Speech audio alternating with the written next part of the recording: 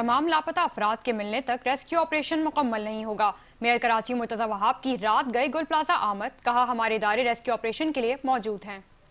कुछ डॉक्यूमेंट सामने आए हैं जिसमें बताया जा रहा है कि 1980 के अंदर बिल्डिंग की तामीर की गई थी, जबकि इसको 2023 में रिवाइज करके इसकी रेगुलाइजेशन की गई। इसमें 179 के करीब इजाफी दुकानें बनाई गई। तो सिंध बिल्डिंग कंट्रोल अथॉरिटी गुल प्लाजा नहीं, गुल कब्रिस्तान बना रही है शहर के अंदर, और इस जैसे कई कब्रिस्तान आज भी बन रहे हैं, मौजूद हैं और बनाए जा रहे हैं। तो एज आ तर्जुमान सिंध हुकूमत, आप इसके ऊपर क्या?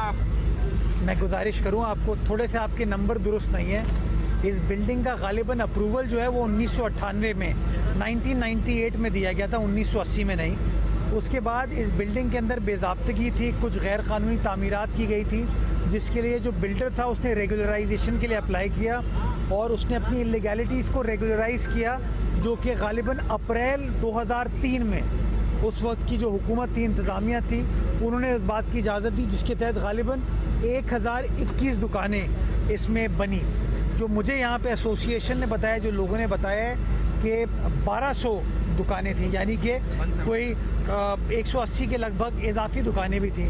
तो ये सवालात बिल्कुल जन्म देते हैं, जो कि कमिश्नर कराची की रिपोर्ट में आएंगे कि एक्चुअल प्लान क्या था, उसमें बेज़ाब्तगियाँ क्या हुई, रेगुलराइज़ क्या हुआ, और रेगुलराइज़ होने के बाद भी इजाफी दुकानें क्यों बनी। इन तमाम चीज़ों को देखा जाएगा और जब रिपोर्ट फाइनलाइज हो जाएगी उस रिपोर्ट को आपके सामने पेश कर दिया जाएगा।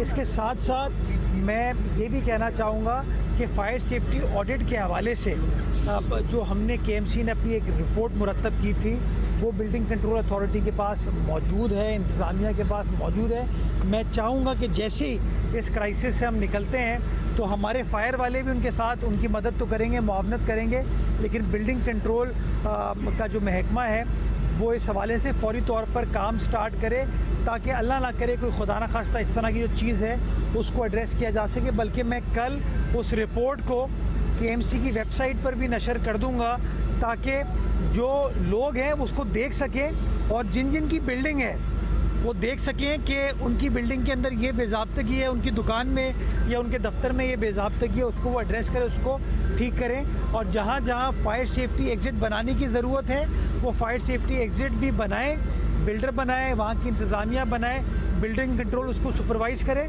और हर दुकानदार भी अपनी दफ्तर में, अपनी दुकान के अंदर जो फायर सेफ्टी इक्विपमेंट होता है उसको रखे, ताकि इस तरह का कोई जो बड़ा नुकसान है उसको अवॉइड करने में हम कामयाब हो पाए। मतलब एग्जाम्पल कब सेट किया जाएगा शहर में सिंध